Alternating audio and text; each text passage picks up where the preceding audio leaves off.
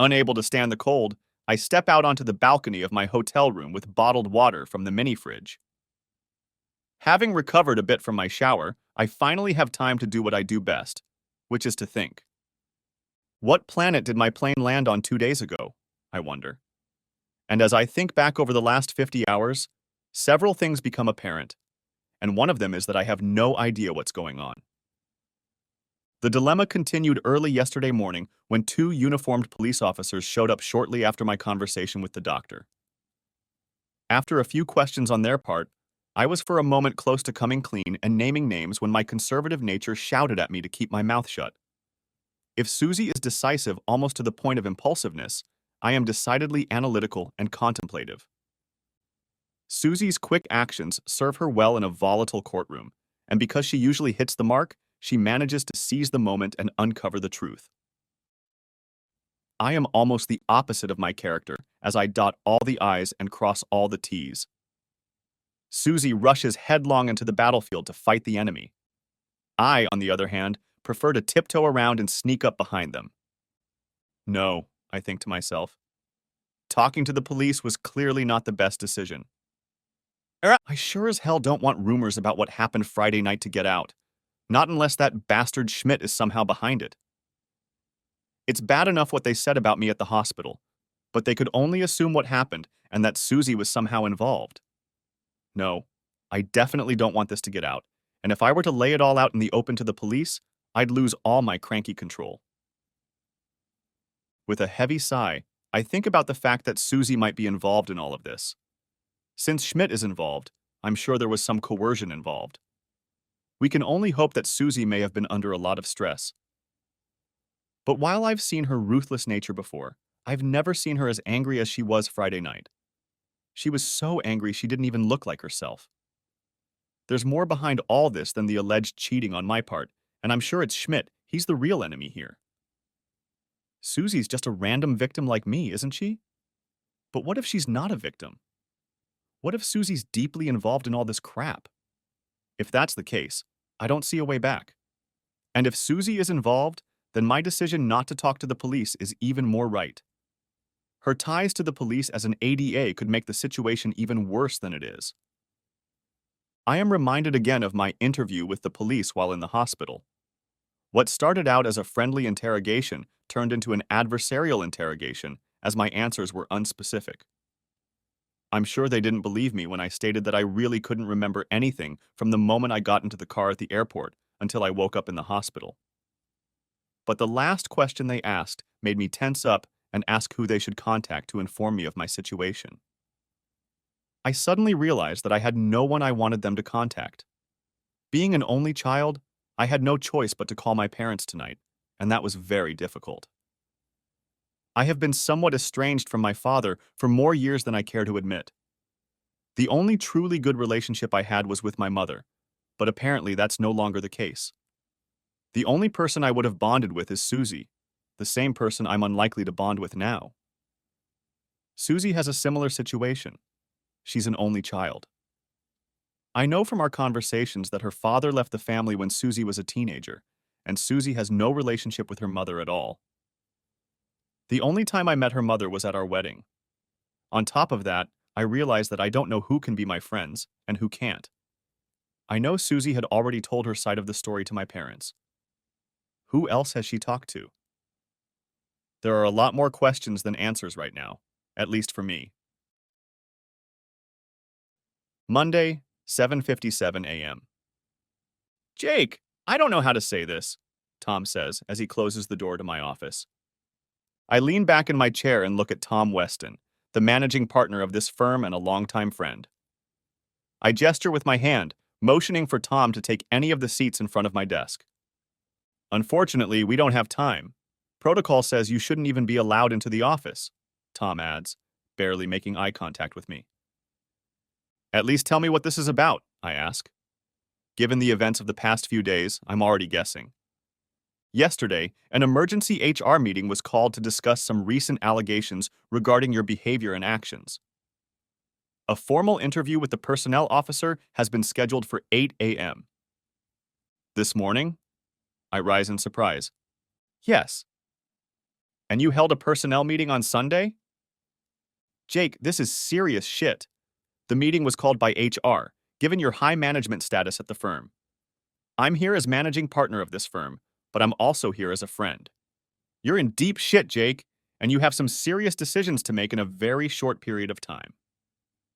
Where's the meeting? I muttered, rising from my seat. Jake, I'm warning you as your friend. Don't lose your mind. Come on, the meeting is in the executive conference room. Tom walks out of my office and heads into the conference room. I look at the clock and see that it's 8 a.m. and Heidi isn't at her desk. If there's one thing Heidi knows how to do, it's be punctual. I expected her to be gone today, but that doesn't lessen my need to talk to her. Who's going to be at the meeting? I ask. Me and Hinckley, of course. I had to appoint Evans as your deputy. Rolansky and Schmidt are the other two. Schmidt. I explode. Tom flinches, casts a brief glance at me, then averts his eyes. I know you don't like him, but you know how this procedure works. Heck, you practically wrote the HR review process. I don't like it any more than you do. I know it like the back of my hand, I think to myself. I do a quick mental check that there are 5 managers or higher involved. 3 of them are standing their ground. The first is the managing partner, which is Tom. The second is the executive human resources manager, which is Hinckley. The third is the general counsel position, which until this morning was held by me. The other 2 seats are assigned on a case-by-case basis. One is appointed by the human resources manager and the other by the managing partner. I assume you've appointed Rolansky? No. I'll pretend I didn't hear that so we can remain friends, he replies. Tom reaches out his hand and stops me. You know I shouldn't tell you, but I can't let you go in there completely unarmed. You'll be offered a severance package to resign. The group as a whole has decided that the best thing for the firm is to avoid unnecessary lawsuits and publicity. The best way to accomplish this was to resign. There was nothing I could do to stop this case, Jake. All I could do was make the severance package as palatable as they would let me. I lean my back against the wall. I feel numb. I can't believe this is all happening. How did everything go downhill so fast? I think to myself. Jake, are you okay? Asks Tom. No, I'm not okay, Tom. Just give me a few minutes. You're going to have to stay alert, Jake. I'm aware of that, Tom. Thank you. Just give me a minute to get my balance. That sounded a lot sharper than I wanted it to. I look at Tom, and he's smiling. When all is said and done, Jake, I hope we remain as close friends. Don't worry about that, Tom. Okay, let's go. Tom leads me around the corner and stops for a moment in front of the door to the conference room. He takes one last look at me and then opens the door. I walk in following Tom and see 4 people seated on opposite sides of the table. Tom takes his seat at the head of the table, leaving the only empty chairs on my side. I take the middle chair directly across from Christy.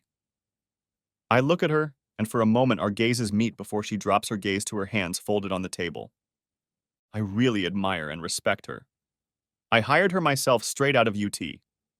I didn't even consider a candidate from an Eastern school. I wanted someone familiar with the culture and independent lifestyle of Texas. I developed her as a pet project, but honestly, she didn't need much pruning. I know her as a hell of a coworker, and now, sitting on the other side of the table, as a formidable competitor. Mr. Vickers, Hinckley begins the meeting.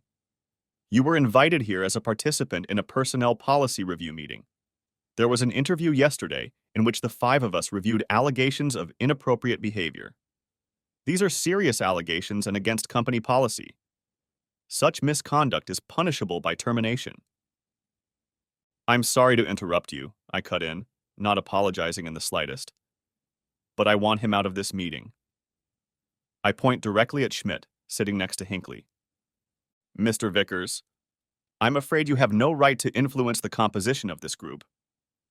You're right. I don't have the opportunity to contribute. But I do have a situation where there is a known animosity between Schmidt and me. Everyone in this room knows it. In the event the situation escalates into a wrongful termination suit, you have made my case much stronger by seating a man who is known to be biased. An awkward silence reigns in the room immediately after I utter the magic three-word phrase, wrongful termination lawsuit. I make an effort on myself and look at each of the panelists except Schmidt. Miss Hinckley, Schmidt says. I'll step aside if the commission prefers someone else. But I am on record as saying that while Vickers and I are not the best of friends, I believe the word feud is too strong a word. I also know that I can serve this commission without any perceived bias. Is there anyone who thinks Mr. Schmidt would be biased in his role on this commission? Asks Hinckley openly. I cast a glance across the table at Christie. This time her expression is impassive as she fixes her gaze on me. This time she doesn't flinch, and I finally avert my gaze. She knows as well as I do that Schmidt can't be impartial. She's learned her lessons too well, I think to myself. I can't read her facial expression at all.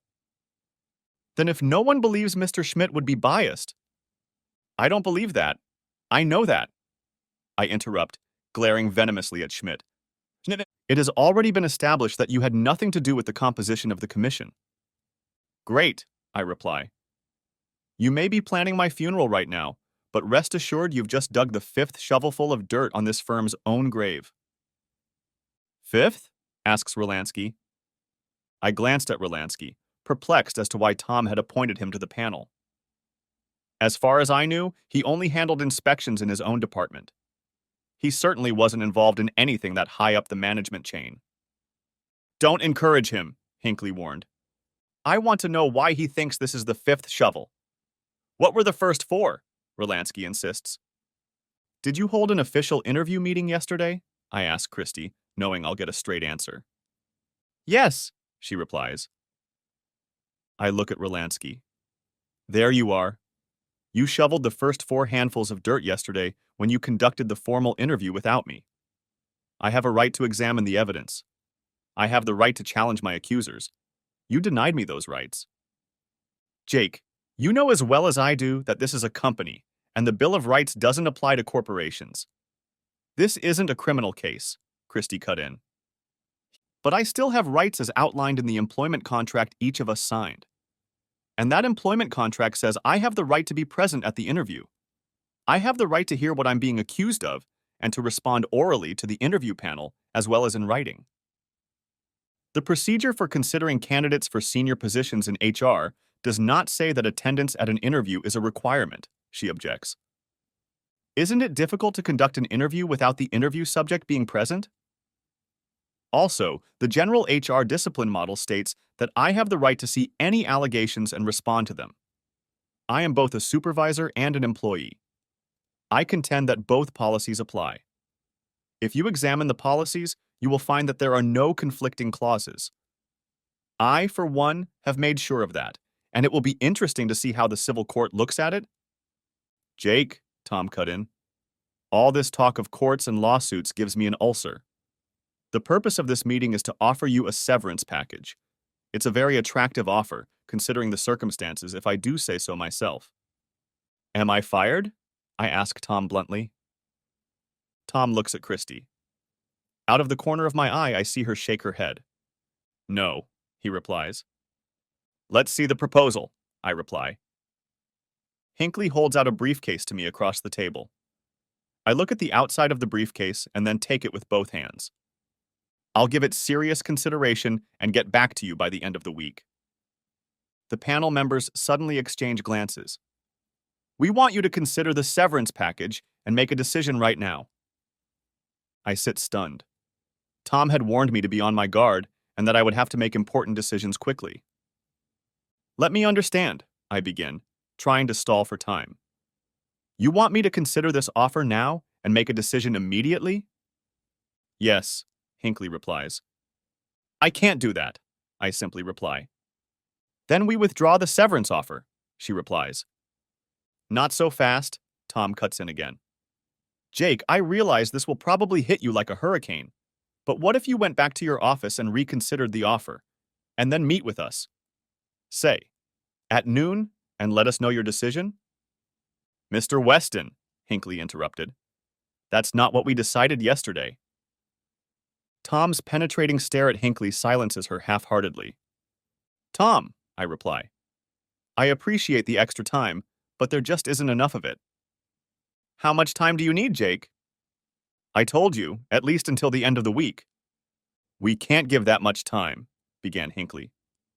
Tom, I haven't had a chance to look at those numbers. I haven't had a chance to review the charges that have been made against me. I haven't had an opportunity to prepare any response. You mean you haven't seen the affidavits or the photographs? Exclaimed Christie suddenly. I look back at her. I didn't even hear about them until Friday night, I say, resisting the urge to look at Schmidt. I keep hearing about these damned documents, but no one seems to have provided me with copies of them. And I want to remind this commission that it has yet to formally charge me. The intention is to avoid this, Jake, Christie states the obvious. And my intention is not to avoid it. Do you have those documents? Christie looks at Tom, then at me. We have the original affidavit, but only copies of the photos. I need copies of both. Strike that. I need the originals of what you have. You can copy them if you want. Jake, we won't turn over the original affidavits. And for privacy reasons, we won't turn over the photos. If we need a formal meeting with the head of HR on Wednesday, then we'll show you the documents. Leave the photos. I know they're fake anyway, but I need the original affidavit. Jake, we can't do that, Christie replies. If I'm not given the opportunity to examine the original to prove it wasn't forged, you'll only strengthen my wrongful termination claim. I need that original, and I need time, at least until the end of the week, I add with emphasis. I'm sure you already have multiple copies of all the documents. And if the affidavit is valid, what am I supposed to do? Destroy it? You could just reprint the affidavit and sign it again. Jake, can you give us a minute to discuss this? Asks Christie. Sure, I reply, rising slowly from my chair, and I'm sure Schmidt didn't miss it. And Miss Evans, I add. Christie tilts her head inquisitively, the way she always does when I want to get a point across. Trust your judgment and experience, I state, and turn and walk out of the room, leaving the exit slip on the table. I close the door and lean against it. I can hear talking and arguing. Hinckley and Schmidt are clearly on the same side. Schmidt is the clear opponent. But I've never had a problem with Hinckley before. Why is she getting in my way now? Tom is on my side, and Rolansky seems to agree with him. They argue that the extra week will do no harm, and what's more, avoid even more legal problems with the wrongful termination lawsuit. Hinckley and Schmidt argue that the company could get sued at any time, and failure to act promptly could show that the company condones such actions.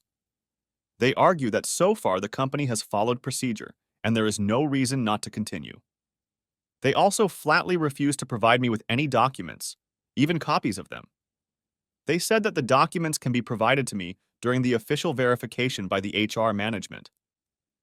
I could hear both sides talking over each other.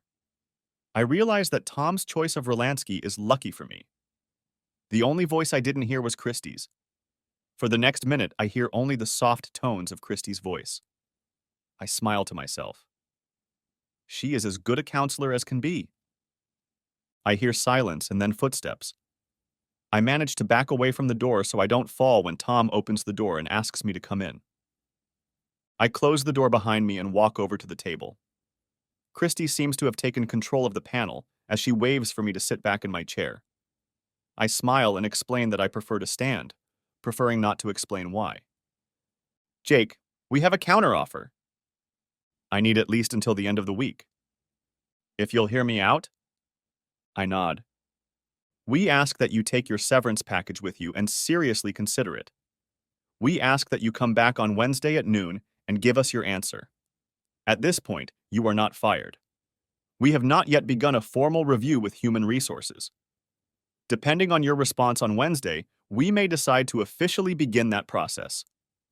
In the meantime, we have decided to place you on administrative leave. Unless we ask you to be present, you are not to be on company property or have access to any documents, whether paper or electronic. Except, she paused. We'll give you the original affidavit, but not photographs. Obviously, we expect them to be returned. If need be, you'll see a copy of the pictures on Wednesday.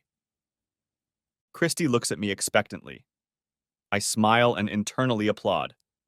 That's damn close to what I'd do.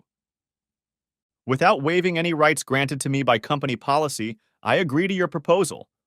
I assume someone can escort me to my office so I can pick up a few personal items I may need over the next few days? Hinckley starts to say something, but Christie quickly replies that that would be acceptable. She looks at Tom, and he nods. Mr. Weston will serve as your escort. The meeting is obviously over, and I pick up the package. I cast a glance at Christie and wink. She doesn't respond, but I see the faint trace of a smile at the corner of her mouth. But that tiny smile doesn't hide her misty eyes. I leave the room first and step aside. I watch as they all silently leave and go about their business. Tom is the last to leave. He looks at me and just sighs. You warned me, Tom, I reply, putting my hand on his shoulder as we walk back to my office. Monday, 9:31 a.m. Mr. Vickers, would you mind following me? I sigh heavily and stand up, following the receptionist through the double doors that say Sutter, Klein, and Gambino on them. Susie sent me a text message right before she walked into my office this morning, letting me know that the meeting would be held at our family attorney's office. Normally, meeting with an attorney is considered bad form, but Vicky has been friends with both Susie and me for years. I smile warmly at her, even though I want to slap her and the 3 or 4 people I've already met. No one pays any attention to me as I walk past cubicles and desks back to Susie and Vicky's office, but I feel their stares and hear whispers behind me. The receptionist leads me to the frosted glass door of the conference room. I open the door and walk in, noticing Vicky sitting next to Susie on the opposite end of the table. 2 empty chairs stand on the side closest to the door. Have a seat, Jake, Vicky Gambino says to me. I push the padded chair away from the desk and slowly sit down, perhaps a little slower than necessary. Is your lawyer located near you? She asks. I cast a puzzled look at her and then glance at my wife, who immediately lowers her eyes. Well, Vicky, first of all, it's good to see you. Second, why do I need a lawyer? Vicky averts her gaze and then leans slightly toward me. In a softer voice, she says, Jake, surely you're not going to represent yourself. Do I need representation? Susie called me last night and asked me to be here so we could talk. At first, she tried to get me to meet at her office, but I had to remind her of the court order and that I wasn't going to violate it. I was surprised when she texted me this morning that we would meet at our family lawyer's office, but then considered it a good thing. Despite the pain and betrayal I've been through lately, I'd like to see if we can still work something out. I'm beginning to suspect that perhaps I've been too optimistic. Vicky looks at Susie. You didn't tell him? I asked him to be here at 9:30 in the morning so we could talk things over. I can't help it if he jumped to some conclusions, Susie says without emotion. You didn't tell him that. Vicky stops halfway through and looks hurt. Recovering, she says, I see, in that case, perhaps we should reschedule. I think we should continue, Susie says. I'd like to get this over with. The purpose of the meeting is now more than clear. As the saying goes, my mom didn't raise a fool. But I've had so much crap dumped on me in the last few days that I've had enough and I'm not going to take it anymore. If this is the end of it, I'll walk away in shame. Susie, in case you were wondering, I'm feeling a lot better now than I did on Friday, by the way. Susie turns pale. Jake, Mr. Vickers, if we are to continue our meeting, you will have to refrain from talking to Miss Vickers. I will have to ask you to direct your conversation toward me. Vicky, nothing personal, ma'am, but get it out of your ass. After what Susie did to me Friday night, she's lucky she didn't have a criminal case against her. In fact, it's still quite possible. Vicky was at first taken aback by my outburst, then looked at Susie. What happened Friday night? She asks. I look at them both and laugh. You didn't tell her? I say to Susie. Well, you do. You don't tell me the real reason you need that meeting. You don't happen to mention to your own lawyer that you kept me in the dark, and now you're also withholding important information from your own lawyer? What happened then has nothing to do with our divorce. I leaned back in my chair when the dreaded word finally came out. You don't think unlawful restraint and assault, for starters, will have any effect on the trial, do you? Susie, what haven't you told me yet? Interrogated Vicky. I'll tell you later, okay? She replies irritably. Let's just get this over with. Vicky glances at Susie and then turns her attention to me. Mr. Vickers, it seems you now know the purpose of this meeting. She pauses and glances at Susie again. She had spread a stack of papers across the table. At the very top was a divorce suit filed just after 9 o'clock this morning. I just stare at the document, not wanting to touch it. I look at Susie again. I can't believe you're doing this. I finally get out with a half sob. Shit, I'm looking at the papers. The ink isn't even dry. You said, Jake, I couldn't live with you after what you did to me. What you put me through. What I did to you? Are you kidding me? Susie doesn't answer anything. She looks like she'd rather be anywhere but here. I didn't do it, Susie? Her head falls back and she looks at me. I'm goddamn sick of listening to this shit, Jake. How can you keep lying? Because I'm not lying. Jake, we have proof. Then it's fake because it never happened. And why do I keep hearing about all this evidence, but no one has ever shown it to me? Susie just stares at me, then plucks a manila folder off the stack of papers in front of Vicky. She tosses the folder on the table. Here's your goddamn proof, asshole! I stare at her for a moment, then turn my attention back to the folder. I take it in my hands and slowly open it. On top is a 2-page legal affidavit. I flip through the first page, which basically states that I coerced my administrative assistant, Heidi Bevis. The second page contains just one paragraph describing how I need to improve my organizational skills to become a more effective manager. The second page also has Heidi's signature, and it has been notarized. I study Heidi's signature and have to admit to myself that it looks like hers, as well as her initials on both pages.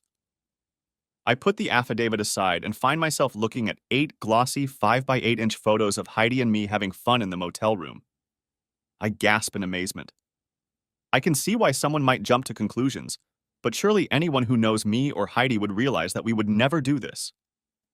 I raise my gaze to Susie, her eyes drilling me. I don't know what to say. I finally managed to squeeze out of myself. I can't believe you were stupid enough to take pictures. I didn't take any pictures. Well, you're still stupid. I can't believe you cheated on me. I can't believe you treated that poor woman like that. I raise my eyes to her. You want to know why you can't believe it? You can't believe it because you know it's not true. Jake, please don't waste my time. Look at the pictures. I can't explain it, but I didn't do it. Give me some time, please. Don't rush things. Heck, if you don't believe me, think about Heidi. And don't think I didn't see the look in your eyes Friday night when I mentioned Heidi's name. Did you think for 1 minute that she would do that? You think I'd let you take pictures like that? Do you think Heidi would do that? I've had enough of this, Jake. I know better than anyone how good you are at weaving stories. I'm tired of your tricks. I'm tired of your lies. I'm tired of our life together. I don't want to spend another minute with you. Mr. Vickers, Vicky says firmly. I look at her, making no attempt to wipe away the tear running down my cheek. When you read the documents, you'll realize that the proposed agreement is quite fair. Since we have no children, we won't have to worry about paying child support. Miss Vickers chooses not to have any relationship with you after the divorce, so she will not be seeking alimony. The settlement agreement simply states that your joint assets are to be divided equally. The agreement will also include your severance pay from the firm. Each of you will want to take away a few things to consider. Hopefully, all of this will be agreed upon, and we can move quickly to divorce. I look at Vicky and for a moment I feel sorry for her. What a horrible situation she has gotten herself into. How can you be a lawyer and a friend to a couple and then find yourself siding with one against the other? I bite my lip and fold my arms for a moment, staring at the table. I didn't do anything. Those pictures have to be some kind of fake. And the affidavit has to be fake too. Heidi would never sign a document like that, even if it was evangelical. Where'd you get those? Who gave them to you, Susie? I look at her for help, for her to throw me some kind of bone. She suddenly averts her gaze, and I get it. You got them from Schmidt, didn't you? She doesn't answer. When? When did he give you those documents? Susie sighs. Thursday afternoon, she finally says. He came to my office and showed them to me. Wow, you didn't waste any time, did you? So my nemesis suddenly showed up and laid all this shit out for you and you believed it? You know damn well he and I were fighting for the same partnership spot, and I beat him. His only chance is if I'm discredited or expelled from the company. Do you trust the forged copies Schmidt gave you? Have I given you any reason not to trust me? Don't you have an ounce of doubt? Susie looks at me for a long moment before answering. No, Jake, I don't have an ounce of doubt. Tim didn't show me the forged copies. These copies, she waves her hand at the photos scattered across the table, I made for you. No, Tim didn't show me copies. He showed me the negatives. I even enlisted help and had the negatives looked at by the crime lab. The negatives were not processed in any way. They have not been tampered with. They are not forgeries. I sit stunned. How can that be? I'd like to see the negatives. Why, Jake? I've studied them discreetly. Now you have reason to doubt me? After Friday night, there still is. Besides, it's not you I'm questioning, but the negatives. Surely you wouldn't mind if I checked those negatives with my expert. Our marriage, my career, hell, my life is at stake, Susie. Surely you realize that. How do I know you won't destroy them? Why would I do that if I need them to prove my innocence? And what are you going to do when they don't? They will. Besides, let's say I can't prove it's a forgery. What's wrong with letting me try it? Susie looks at me for a moment, then reaches over to the stack of papers and picks up the top quarter of the stack. I watch her go through the papers until she reaches one large envelope. She peeks into the envelope, looks at me, and then tosses the envelope across the table to me. I expect them to come back undamaged. If anything, maybe this will finally get you to admit to cheating. Better yet, why don't you return them to Tim? She says coldly. How cozy that you know each other by name. I cast a return glance at her. Schmidt is obviously part of this setup, but as fast as you spread your legs in front of him, I'm starting to doubt you're part of the whole thing. You son of a bitch, she shouts.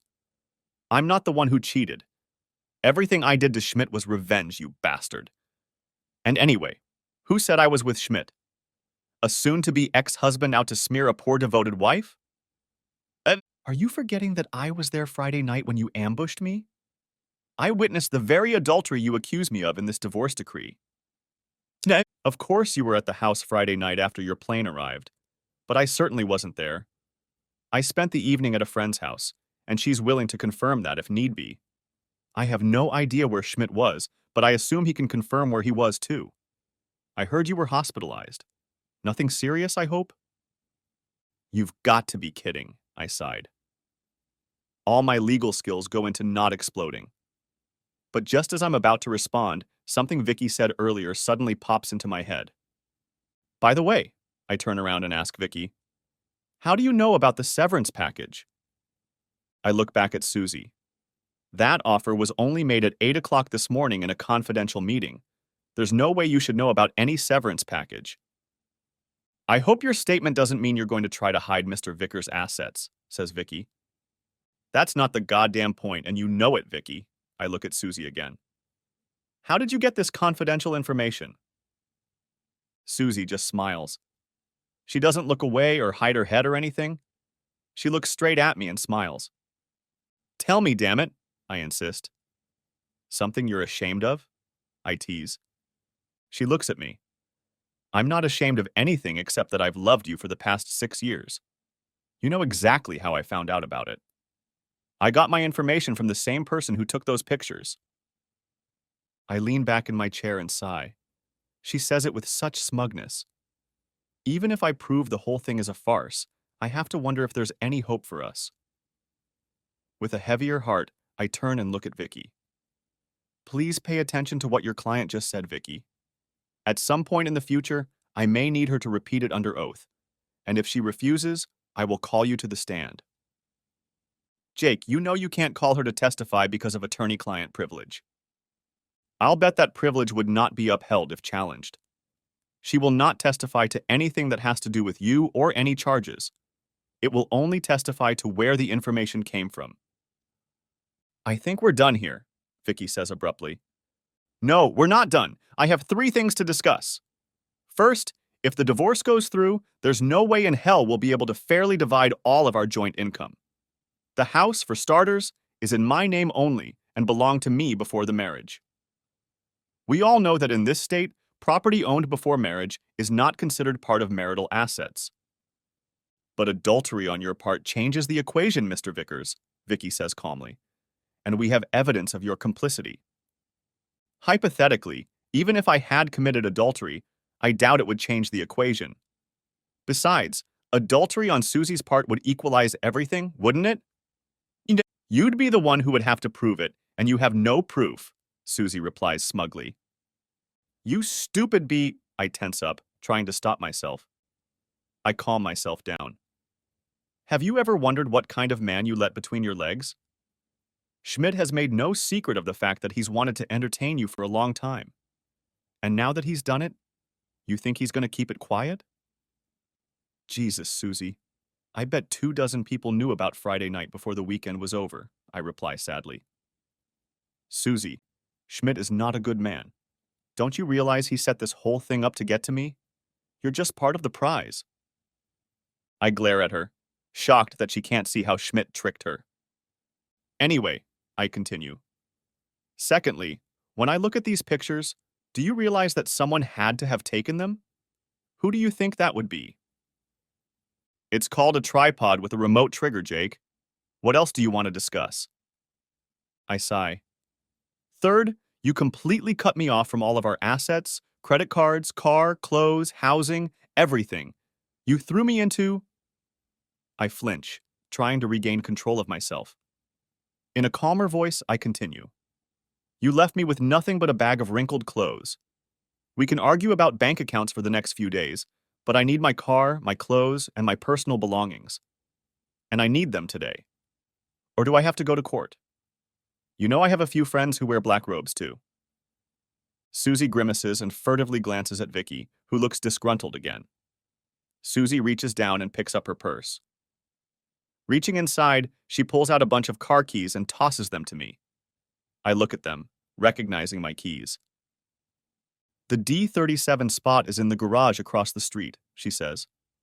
In the car, you'll find your toiletries and clothes.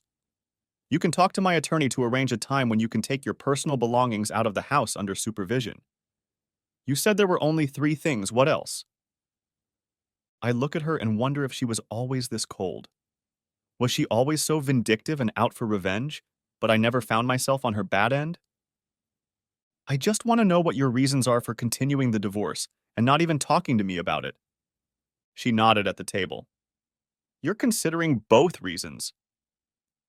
So, affidavits and pictures?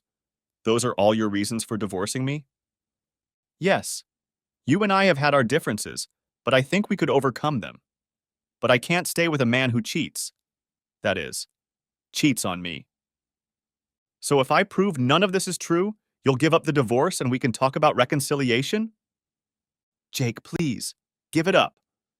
Why don't you just admit to yourself that you screwed up and we can move on with our lives?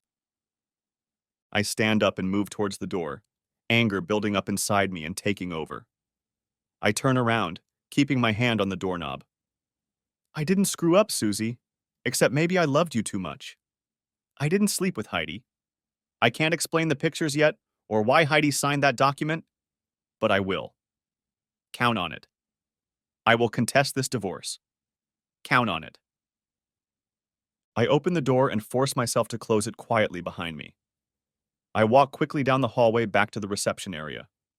I look around and see that all eyes are on me. I mutter to myself under my breath, "Why don't you just take a picture? It looks like everyone has already taken a picture." Chapter 4. Darkest Before Dawn. Monday, 10:46 a.m. After a little searching and using the remote key, I find my car in the parking lot. It didn't surprise me that there were trash bags in the back seat and trunk. They were all stuffed with clothes, even my suits. As I drive out of the garage, I'm still reeling from how much has happened in a short period of time. I can't understand how she could throw everything away without taking the time to at least meet me. I have to admit, the pictures look killer. And I can't believe Heidi signed that affidavit. I know there has to be something else, and I need to find Heidi soon to find out what it might be. But what am I supposed to do now? The plan I developed last night has been shattered by a major setback I encountered at the office. If it weren't for what Dad had told me about Green, I wouldn't have the slightest idea what to do now. I admit to myself, I'm stunned and completely clueless about how I feel and what I want. I keep feeling like this is all some big mistake. Somehow I'm still flying home on Friday afternoon, and everything is some kind of nightmare that I have yet to wake up from. But I know it's not a nightmare, at least not the one I'm sleeping in. I can't control my emotions.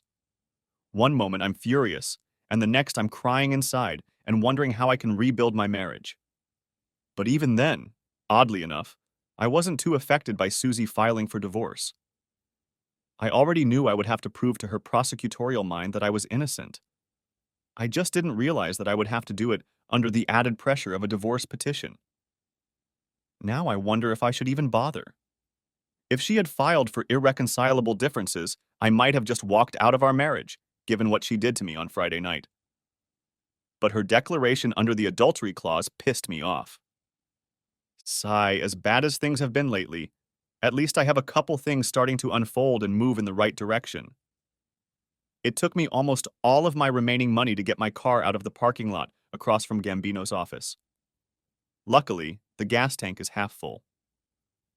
First stop is the Western Union office, where I pick up the $10,000 my father wired to me.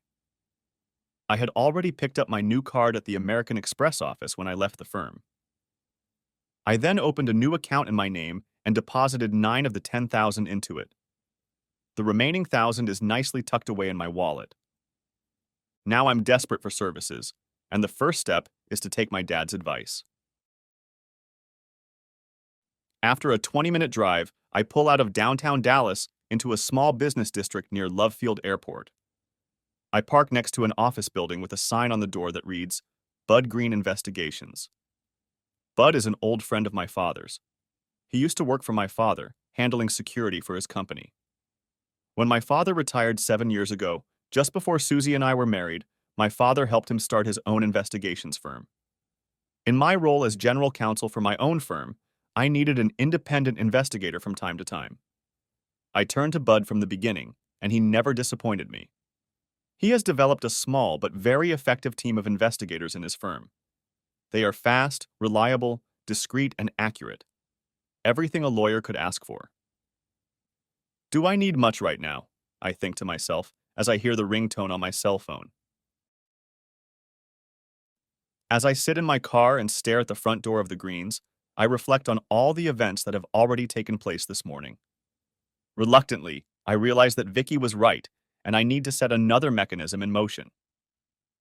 5 minutes later, I end the phone call and dial a second number. Bud Green Investigations, I introduce myself to Tracy. Hi, Tracy, this is Jake. There's a chance Bud will be in this morning. Oh, hi, Jake. Yeah, he's in the office this morning. I think he's back at the coffee shop flirting with Yolanda. Hang on a second, I'll see if he's free. Jake, what's up, kid? I heard Bud's murmuring voice about 10 seconds later. Hey, Bud. To be honest, I'm better now. How's Yolanda's coffee? I see Tracy is telling stories again. Well, if you can't flirt with your own wife in a coffee shop, who can you flirt with? I listened to Bud chuckle. Bud, I really need your help. I finally managed to speak into the phone. Do you have something sticky? You know we're always willing to help. This isn't a corporate investigation. This is personal, and a very important one. I don't like the sound of that, Jake. What can I do to help? Well, for starters, I want to take first place in your line and show you something. You're always first in my line, Jake. And I've always appreciated that. When do you have time to meet? I have a feeling that's a sooner rather than later question, Jake. So let's roll up our sleeves and see what kind of mess we've got going on here.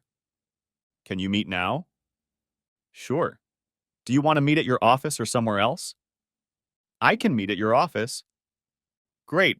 When? How about now? I'm in the parking lot. I look out the windshield at Bud's office and see the Venetian blinds parting. I wave my hand at him. What the hell, man? I hear Bud laugh. Get your ass over here. On my way. And a few minutes later, I'm sitting in front of his desk, laying out everything that's come to a boil. I bring Bud up to speed by telling him about Susie running into him on Friday night. I tell him what happened that night, but as briefly as he would let me. I mention that she cleaned out our bank account and canceled my credit cards. I tell him about what happened at my firm this morning, and finally all the details about my meeting with Susie and our lawyer. I watch him as I tell him all this information. You can see he's in sponge mode. Leaning forward, he listens intently to everything I say. In doing so, he is not judging me, whether I am right or wrong. I finish and we both lean back in our chairs. What do you have for me? I pull out the 3 manila folders I got from Susie earlier. I look through them until I get to the affidavit and show it to him.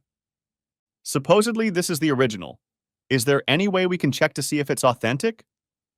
Bud hovers over it, scanning it quickly. With a whistle, he says, Boy, this doesn't paint you in the best light. He takes out the paperclip holding the 2 sheets together and uses tweezers to hold them up to the window. At first glance, Jake, it's authentic, but there's usually a lot lurking beneath the surface. I'll have my best man work on them. Good. I still have a copy left, and I hope to talk to Heidi later today. Are you sure that's wise? No, but it's what I have to do. I can't believe for a minute that she signed that affidavit. Bud looks at me for a minute. Damn it, Jake.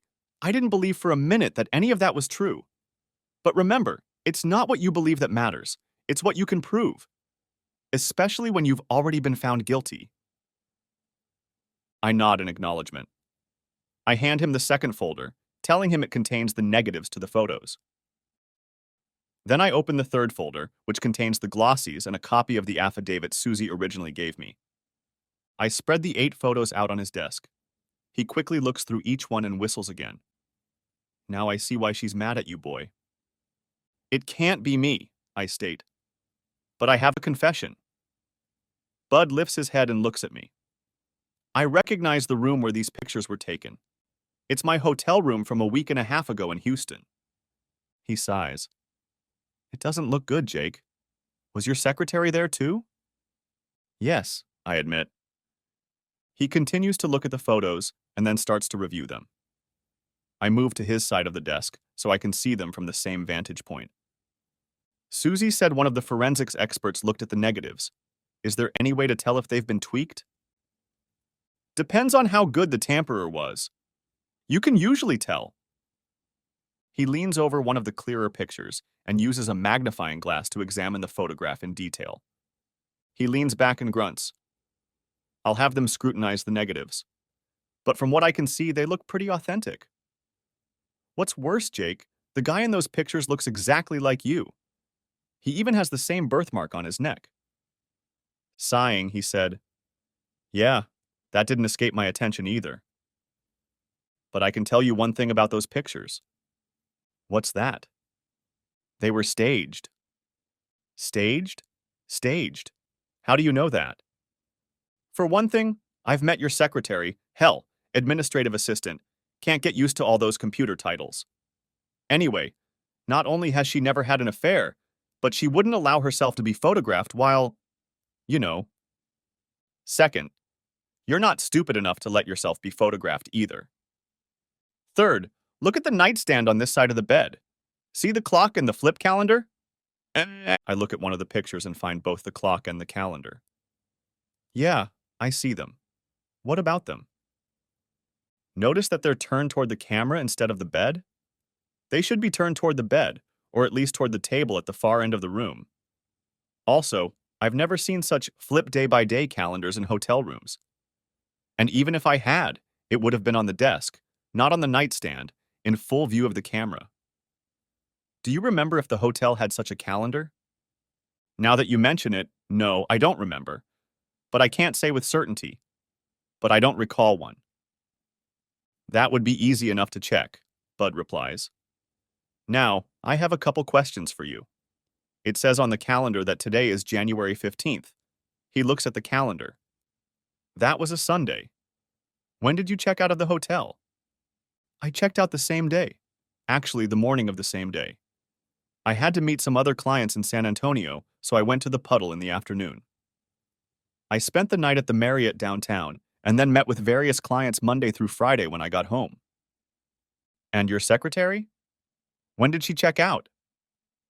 She checked out on Sunday too, but flew back to Dallas. Or at least I think she did. Well, it's not good news that she was in Houston at the same time you were, but it is good news to know that you checked out on Sunday. We now know for sure that the pictures were staged.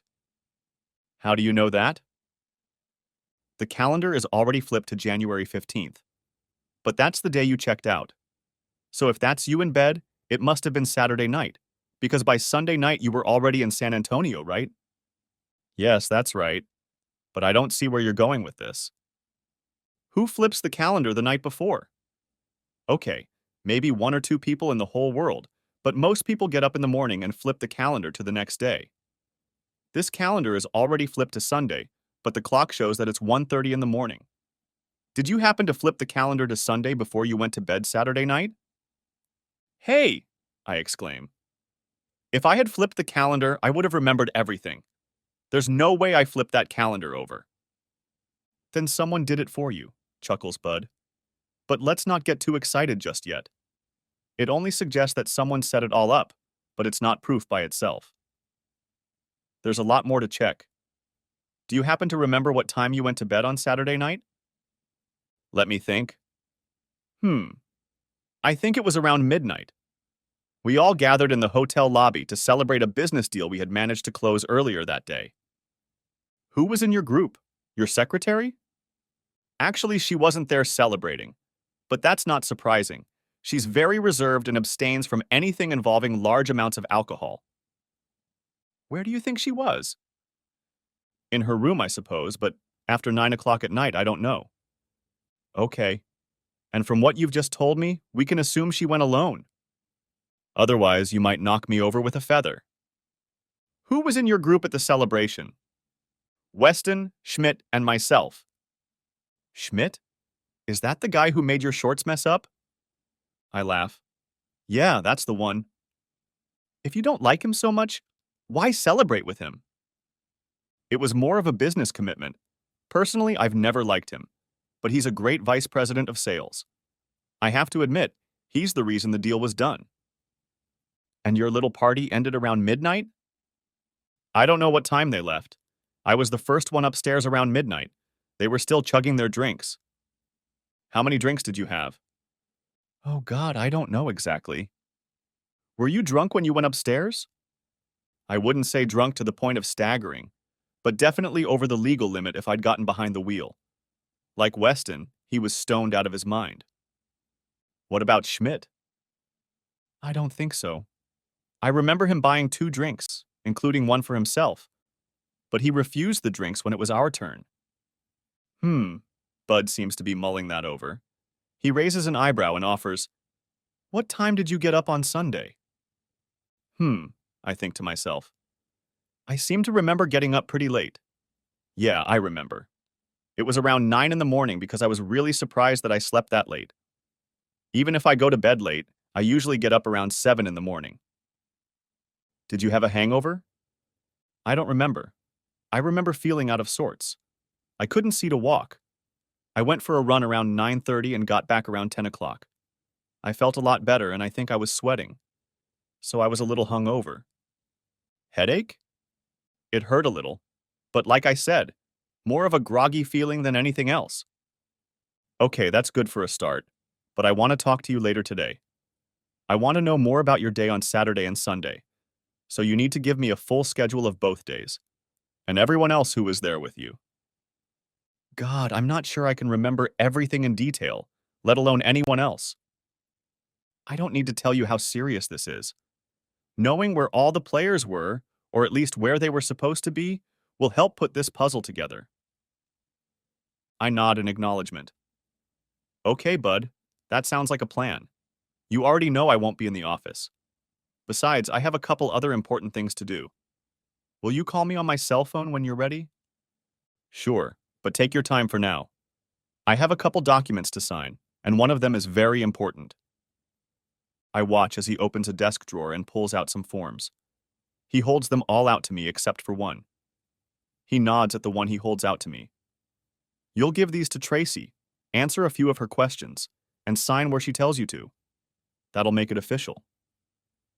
He pauses for a moment, and then writes down a few words on the form he still has. He holds the form out to me and tells me to fill out the top portion with my name and address. I do as he asks and start handing the form back to him. Just a minute, kid, he says. I look at him expectantly. You have to sign this at the bottom. You give us permission to enter your home and wiretap it. Audio, video, and phones. We can't do anything with her cell phone. That would be illegal. But otherwise, as a homeowner, you have every right to install surveillance equipment. Well, that would be great on a Friday night, but a day later and $1 less, don't you think? For Friday, yes, but from what you've told me, it's probably not too late for tonight. It suddenly hit me what he was saying. Of course, she wouldn't be having fun with that asshole anyway, right? He shrugs. Would you have predicted Friday night? I shake my head and grind my teeth.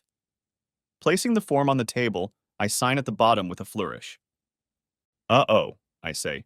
We have a couple small problems. First of all, I'm under a restraining order to go near the house. There's no way I can let you into the house. Second, Susie took the key from me. The first is not a problem. There may be a court order against you, but there isn't one against me or this firm. And I wasn't going to invite you in anyway. Just let us do our job. Now for the second thing, do you have a hidden key somewhere? We can pick the lock if we need to, but I prefer not to unless it's necessary. Of course there is, exclaimed I, slapping myself on the forehead.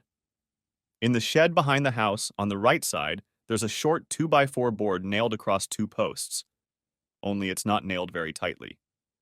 You can grab hold of it and pull it out, and there's a key on the back of it. But that's not enough. If you use the key and enter the house, you have 30 seconds to disable the alarm code.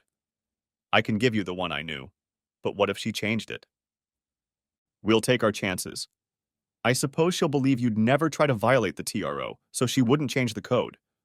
But let's be better reassured. Why don't you make sure you have the security company's phone number handy? My man will be on the phone with you when he enters the house. If the code doesn't disable the alarm, you'll call them right away and take the call off. I smile. That sounds like it would work. Bud nods and holds out his hand. I shake his hand gratefully and tell him I'm grateful.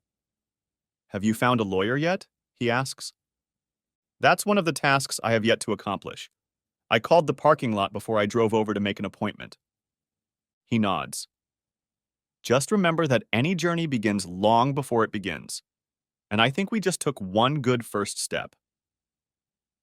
I thank him again as he walks me to the door of his office.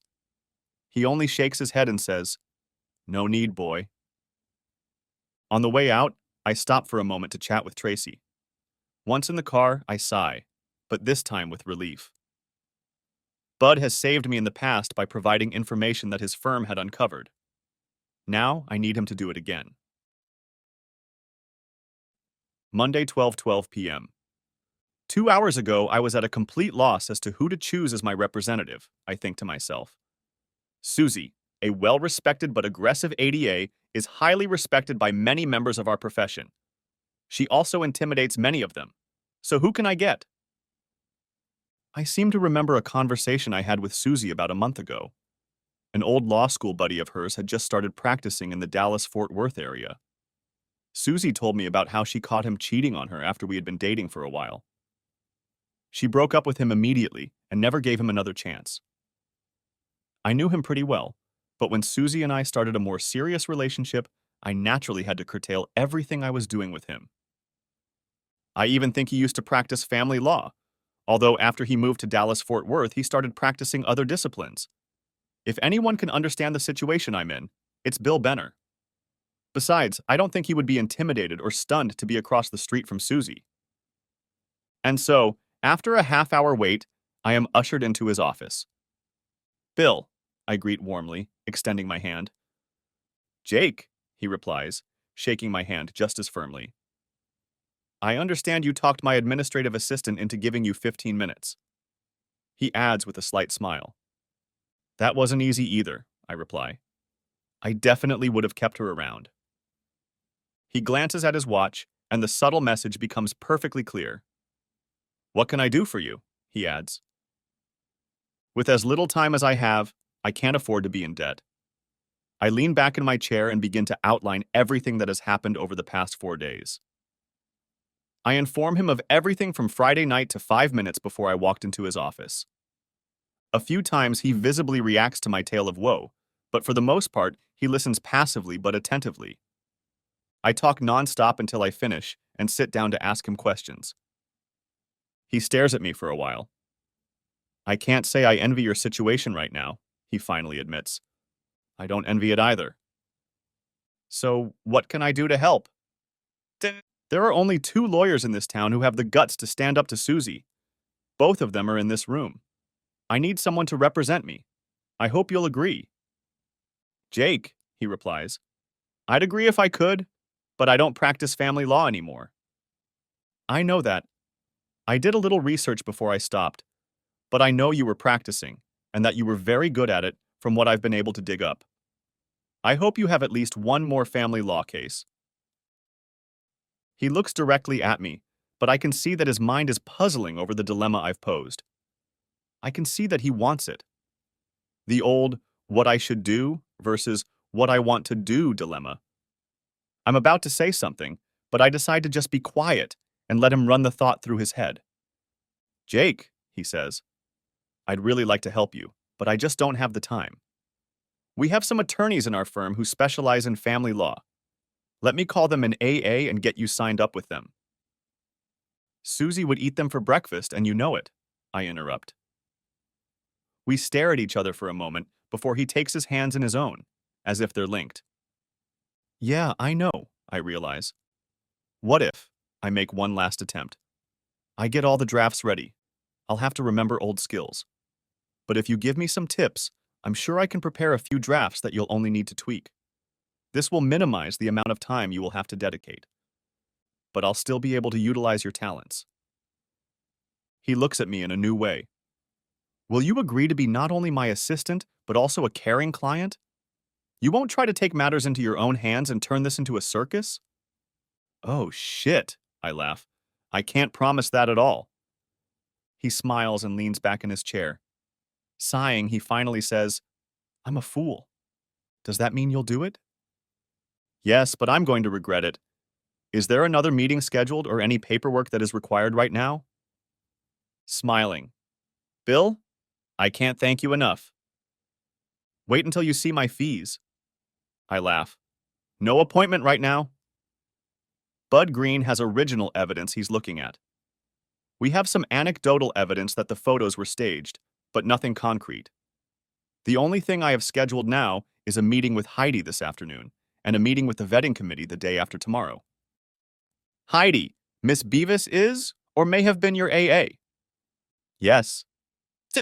I don't think it's a very good idea for you to meet with her. And who would? I can guarantee you she won't see anyone from this firm. It's either me or no one. I don't like it anyway. Neither do I. Heck, a lot of things have happened lately that I don't like. Do you really think she didn't sign that affidavit? I know she did. She wouldn't talk crap, much less perjure herself. And we didn't have any, not even Clinton style.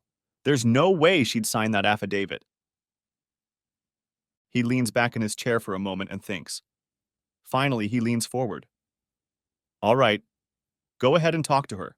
But I have one condition. I want one of my paralegals to go with you to document everything that's been said.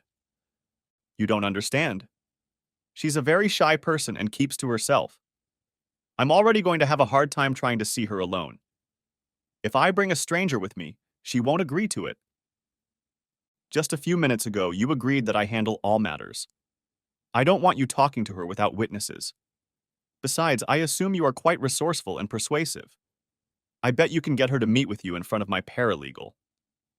Jake, if I'm your lawyer, I'll decide. You're not meeting with your AA without someone present to document what's going on. I smile. Okay, you win. When will your assistant be available? When would you like to see Miss Bevis? Now, if I can. Let me call, he says, reaching for the phone. Okay, I reply. And while you're doing that, let me find a time when we can see her. I get up and retreat to the window. I have Heidi's cell and home phone numbers. Surprisingly, I can't reach her on either of them.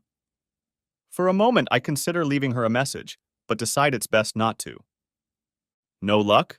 Asks Bill when I turn to him again. I shake my head. Janine is on her way here anyway. She's the one I want to bring with me to document any meeting. I'll just introduce you and then leave you in her capable hands. Also, from what you've told me about your situation both before and during your marriage to Susie, I'm going to have others in our firm review the divorce papers. But. No buts. I will handle all matters. I told you I would handle the case, and I will.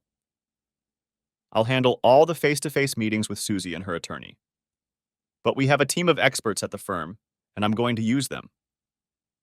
I nod in agreement.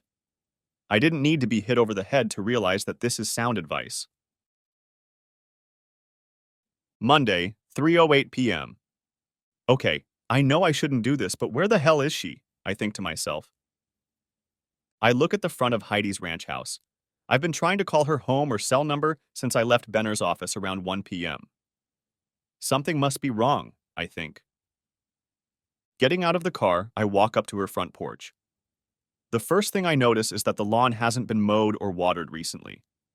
I check the mailbox and find it empty, which may or may not mean anything.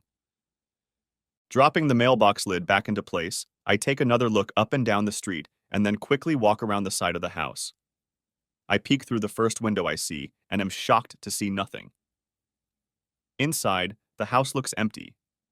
A very unsettling feeling overwhelms me, and I quickly walk around the outside of the house, seeing the same empty look in every window I look in.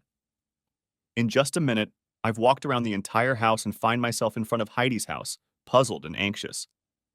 Thinking of buying? I hear behind me, startled. I quickly turn around and see an older man looking down at me. I relax a little and smile. No, I came to town a few days ago and decided to look for an old friend. I could have the wrong address, but is this where Heidi Bevis lives? I ask innocently. Well, I hate to break it to you, but you missed her by a week or so. She moved out of here. Really? I ask. For a week or so? That's too bad. I was hoping to laugh with her.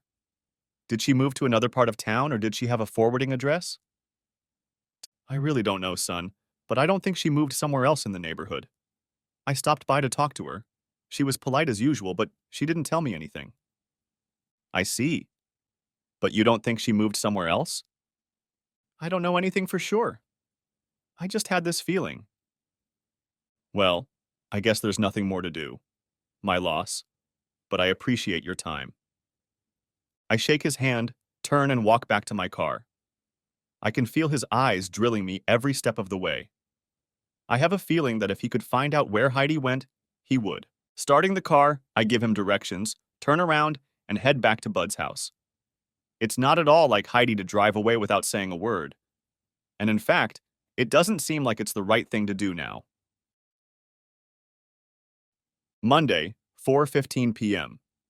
I tap my pen on my notepad, trying to remember my itinerary for the last few days in Houston. Has it really been over a week already? Bud had said he wanted a chronology of my movements and as much information as possible about Weston and Schmidt. I knew where they both were most of the time, but there were certainly a few periods when we weren't together. I pulled my chair closer to the desk in one of Bud's spare offices. After being a little concerned about Heidi's whereabouts when I visited her home, I headed straight to Bud's office to let him know what I had encountered. Contacting Heidi will be crucial to finding out why she signed that affidavit, not to mention whether she knows anything at all about the photos.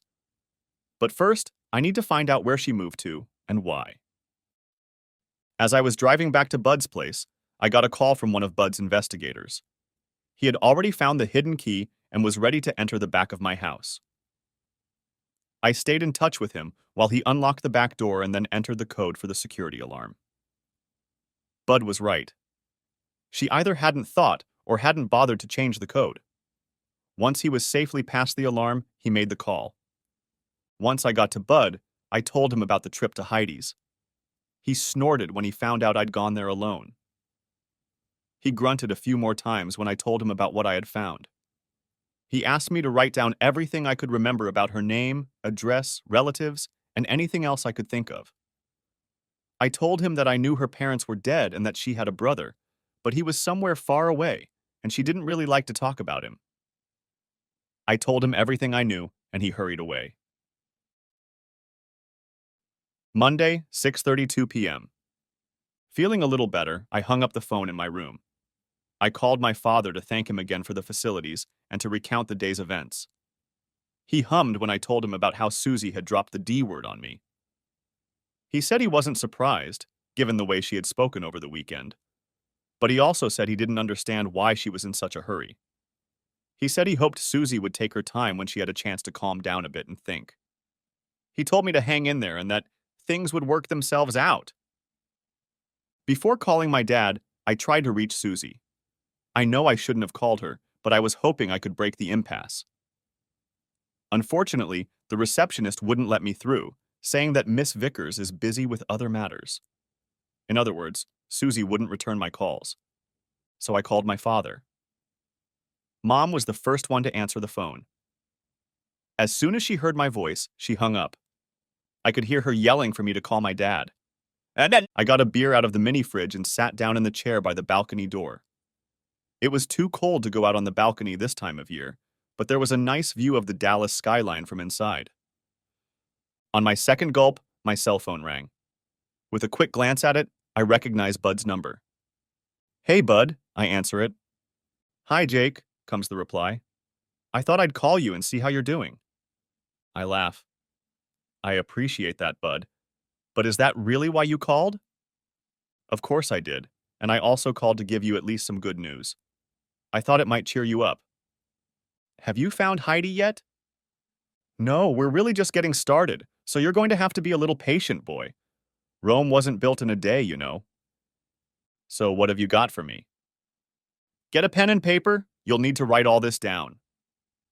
15 minutes later, I had the biggest smile on my face since Friday. "Now we still have a lot to figure out, Jake," Bud said. "But at least it's a start.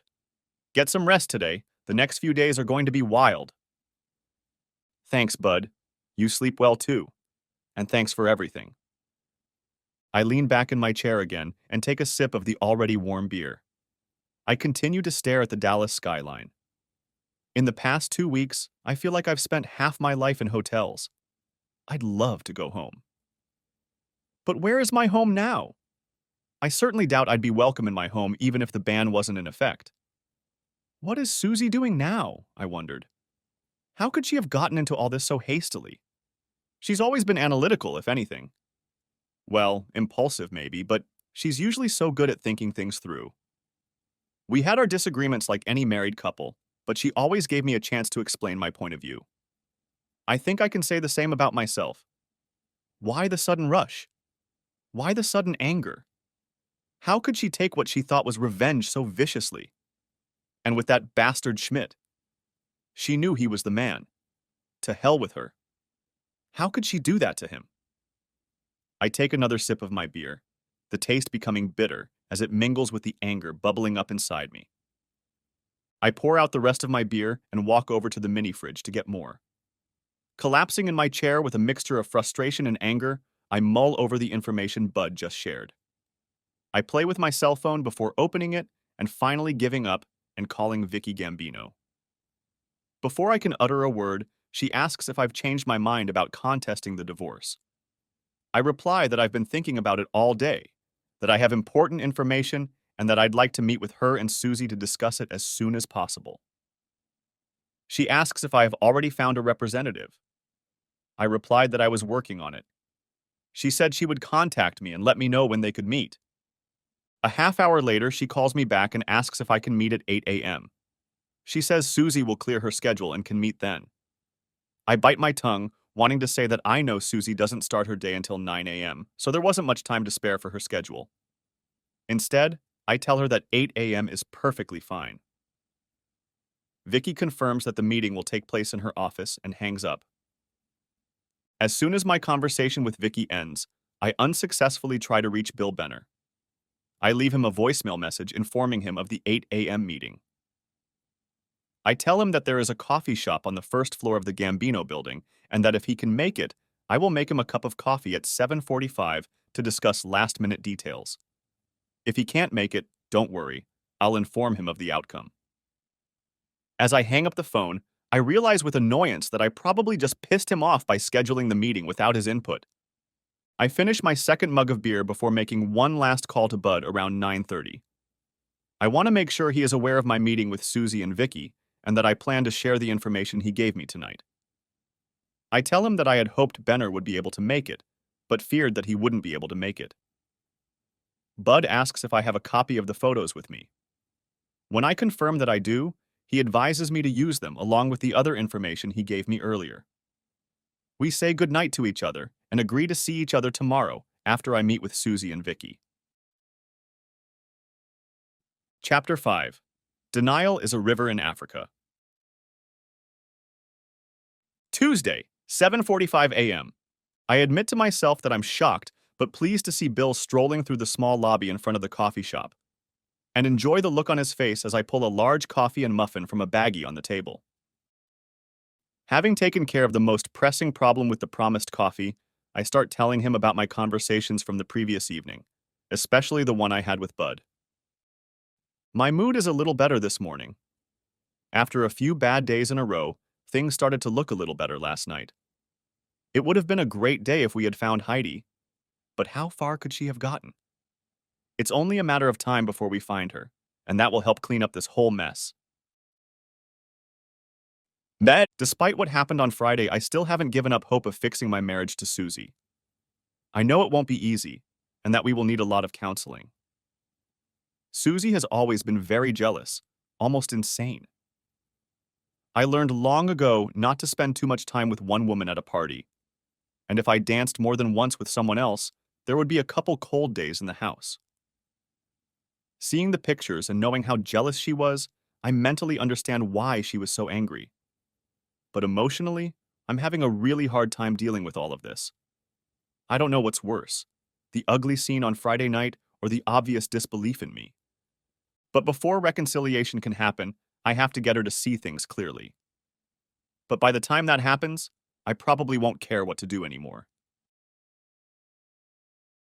As soon as I bring Bill up to speed, he begins to berate me for scheduling this meeting without his input. He makes it clear that if I do it again, he'll ask me to find another representative. I nod in agreement, knowing that this will happen and that it is deserved. After the mea culpa is over, we spend the next 5 minutes finalizing our battle strategy for the 8 o'clock meeting. We went over the pictures I have and how best to present the information I got from Bud. With a plan drawn up, we both squeakily push back our chairs and walk to the elevators. Tuesday, 8 a.m. As we enter Gambino's office, I am surprised to see Vicky in the reception area waiting for us. I let the two attorneys introduce themselves to each other, whereupon she invites us to follow her, and we walk down the hallway to the very room I found myself in yesterday. Susie is talking on her cell phone, standing with her back to the door as we enter. Vicky moves to the other side of the table in the same pose as I did the day before. Bill and I take seats on the side of the desk closest to the door as Susie finishes leaving a message for some poor subordinate. Susie turns and sees my lawyer, automatically extending her hand for a handshake and greeting. She stops with her outstretched hand halfway to Bill and slowly recoils. She looks at me, then smiles and sits down. How wonderful. She grins. Two crooks in one pod. Bill and I don't even look at each other. We were discussing what Susie's reaction would be when she saw Bill introducing me. We weren't far wrong in our predictions. Mr. Benner, Vicky begins, turning to my attorney. Did Mr. Vickers inform me in a phone conversation yesterday that he has reconsidered our asset allocation proposal? I look at Bill. He smiles and turns to both women. Actually, Miss Gambino, from what my client told me, you jumped to the conclusion that he had reconsidered his decision. My client merely said he had information to share. They were both taken aback. Did they really expect me to capitulate? Susie pushes away from the table in anger. What are you trying to do to Jake? She accuses. Mr. Vickers isn't trying to pull anything, Mrs. Vickers, Bill says, stressing her married name. He's informed Miss Gambino that he has important information, and we're ready to show her right now. Jake, would you like to share what we discovered yesterday? Bill looks at me. I drop my gaze to the two women. Vicky is genuinely interested, but it's hard to read anything behind the frown on Susie's face. First, we still have the negatives, but we promise to finish with them today. I'll make sure to get them back to you, Vicky, by the end of tomorrow at the latest. Susie only hums, and Vicky confirms my words with a nod. We've studied the negatives and also enlarged them. There are a few things in the pictures that we think are disturbing, I say. Taking a folder out of my satchel, I open it and pull out 3 photos and place them on the table in front of Susie and Vicky. These 3 pictures are the first, 4th, and 8th in a series of 8 pictures. I admit that it certainly appears that the man in the pictures is me. We also know that this was my hotel room in Houston. The closet door, which coincidentally was left open, shows luggage on the floor that looks like mine, and the clothes also look like mine. I look up and see a look of smugness and contempt on her face at the same time. But there's more to it than that. Is it really sadness? Does she really want me to prove that the pictures aren't of men? Yet there are quite a few things in the pictures that raise serious doubts about their authenticity. That's utter nonsense, Susie states emphatically, standing up. I had my best investigator examine the pictures, and he assured me that they were genuine and not doctored. We didn't say the pictures had been tampered with, Bill objects. Then what are you saying? That's exactly what the hell it sounded like, declares Susie emphatically. It's Vicky's turn, who places her hand on Susie's forearm, encouraging her to sit down. First of all, we're still studying the pictures, so this is all preliminary, I say. In other words, you can't prove anything, Vicky says.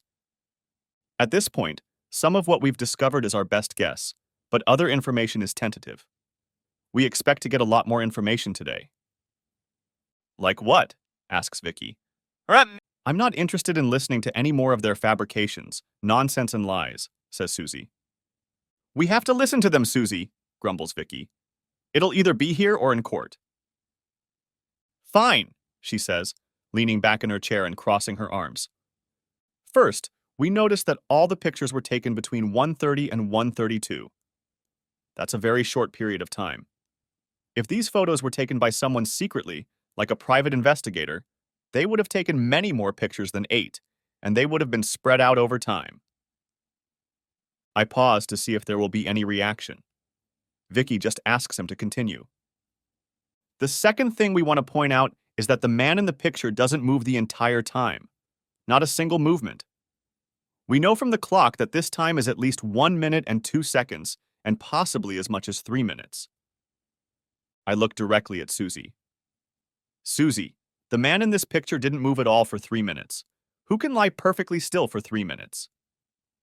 Sighing, I struggle to continue. We also want to point out that these photos were clearly staged, using Bud's words from yesterday. Staged? How did you come to that conclusion? Asks Vicky. First, look at the calendar and the clock. They were turned and facing the camera, not the bed or most of the room. I pause for a moment and pull a piece of paper out of my folder. This is a plan of the room with dimensions. You can see that from the bed to the outside wall is only about 4 feet. There is no chair, table, or any other furniture in this part of the room except for the floor lamp. There is no logical reason for the calendar and alarm clock to face the outside window, except that it would be advantageous as a chronological timestamp for whoever was taking the pictures. That's a wild leap of logic, Vicky replies. Everything you've said is just conjecture and guesswork. On the contrary, Bill quickly objects. It makes no sense that the clock should be turned toward the window instead of the bed. Can you give me one reason why? Easily, says Vicky. Mr. Vickers got up in the morning, hit the snooze button, and turned the clock over. Susie snorts a short laugh. I look at Vicky in shock. So far, she's behaved professionally and hasn't taken cheap shots. I realize she was Susie's spokesperson, but still she managed to be poised. I couldn't help myself and just stared at her. She held my gaze for 5 seconds and then turned her head slightly. Do you have such a cute answer for the calendar too? I asked coldly. What the hell is wrong with the calendar? Asks Susie. You're cute too, I reply even more coldly. But maybe you didn't check with the hotel to see if they use similar tear-off calendars with large print for one day and one page. If you had bothered to do any checking at all, instead of just swallowing the testimony of a man who is known to be my enemy, you would have discovered that they don't provide calendars in the room at all. I know for a fact that I didn't put that calendar in my room. So who did? Who put the calendar in my room? Why is it turned toward the window? I pause for a moment, hoping this fact will come to my consciousness. Susie, do you remember what day I left Houston on my last trip? Susie just sits at the table with her arms crossed and stares at me coldly. I sigh again. Let me remind you. It was Sunday the 15th. Whatever you say, she replies. You know what my itinerary was. I know what you told me. Frowning in frustration, I reach into my bag and pull out another folder. Opening it, I lay 2 documents on the table. The first is a copy of my plane ticket from Houston to Austin. The second is a copy of my hotel check-in after lunch in Austin. Notice both of them show the 15th of the month. Okay, you were in Austin on the 15th. Big deal. And in the photos in front of you, what day is listed on this miraculously appearing calendar? Susie doesn't move, her eyes staying fixed on my face. Out of the corner of my eye, I see Vicky leaning forward. It says here the 15th. Exactly, I reply. On the evening of the 14th, Weston, Schmidt, and I had just closed a major deal in Houston in one of the hotel conference rooms.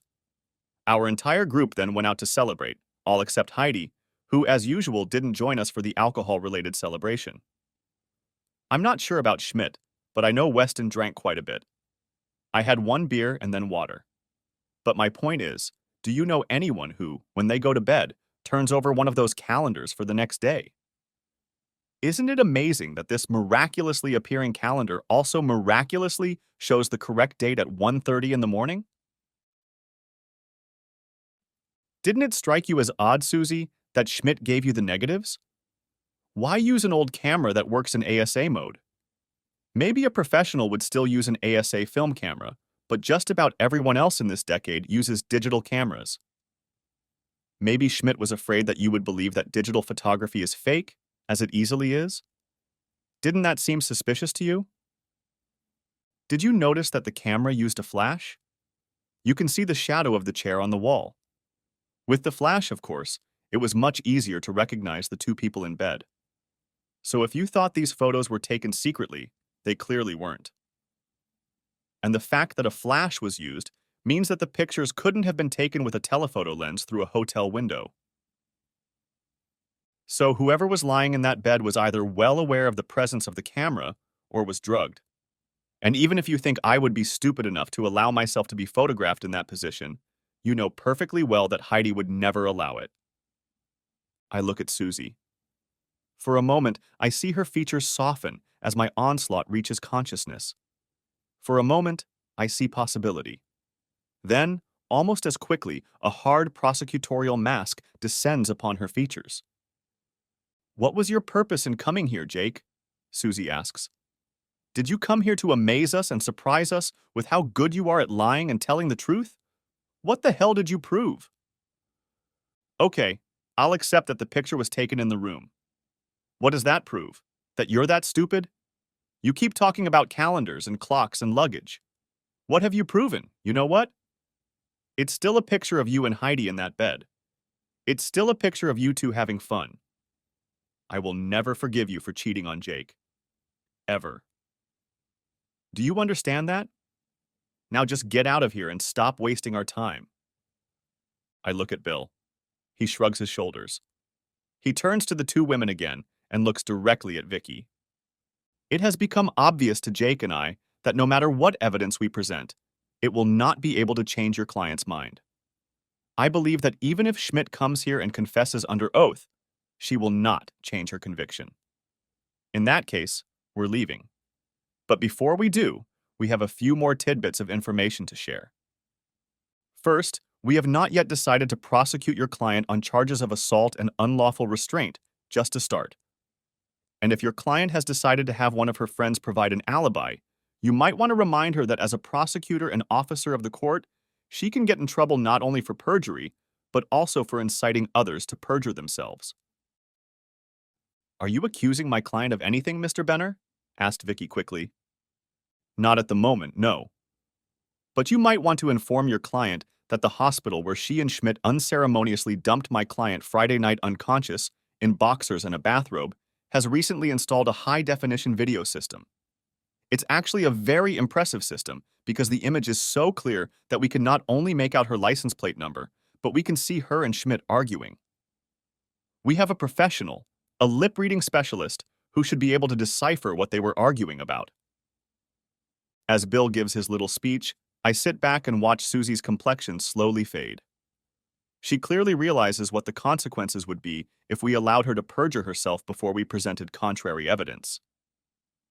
She also realizes that her ability to deny the love affair has been weakened, as has any defense that she physically assaulted me.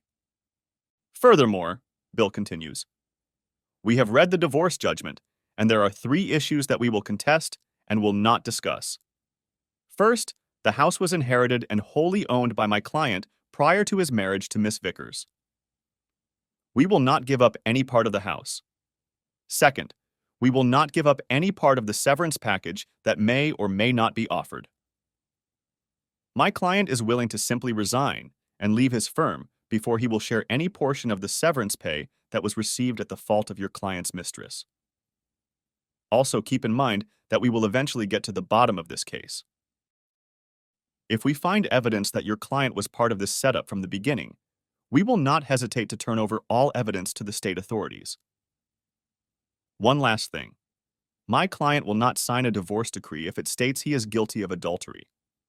We are giving you until Friday to withdraw the current divorce petition and refile it, citing irreconcilable differences as the reason.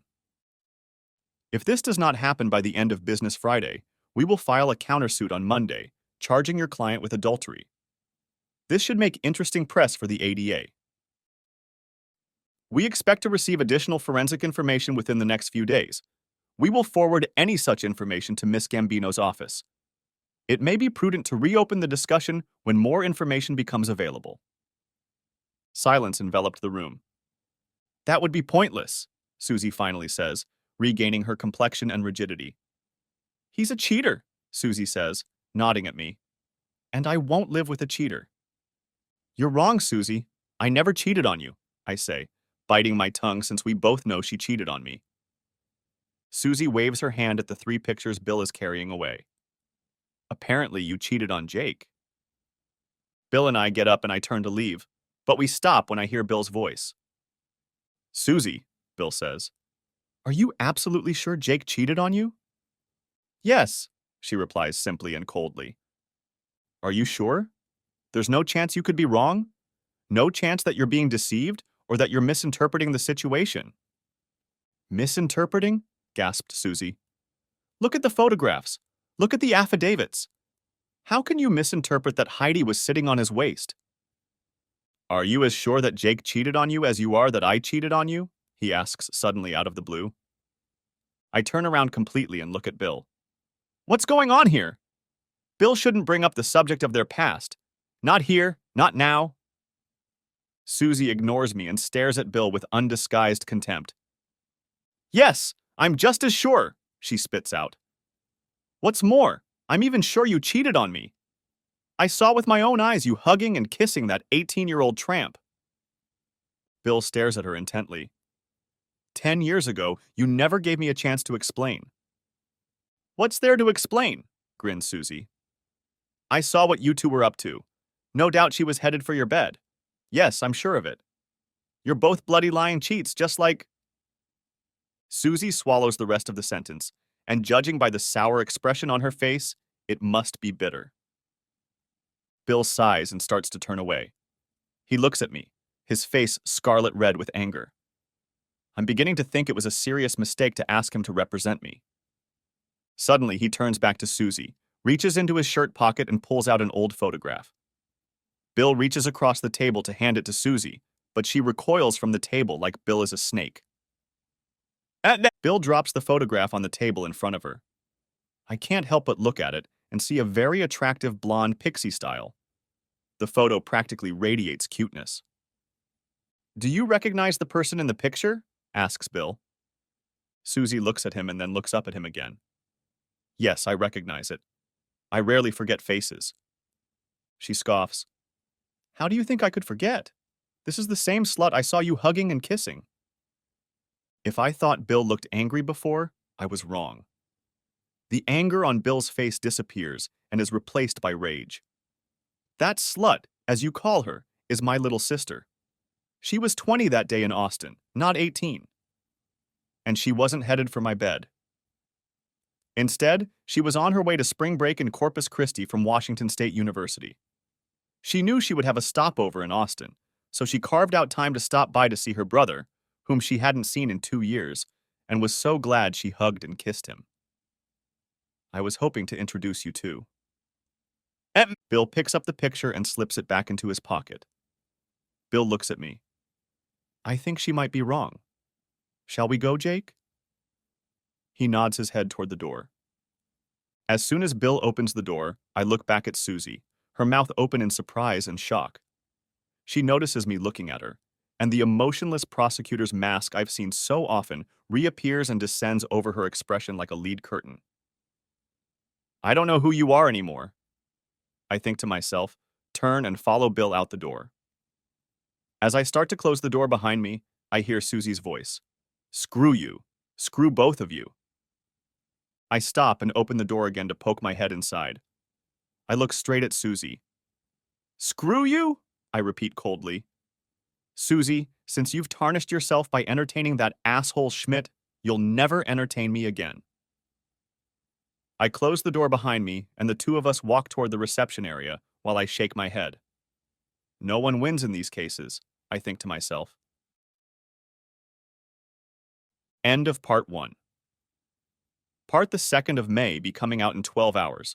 Write in the comments if you're waiting for it. Also give a like under this video and subscribe to my channel. I hope you enjoyed this video.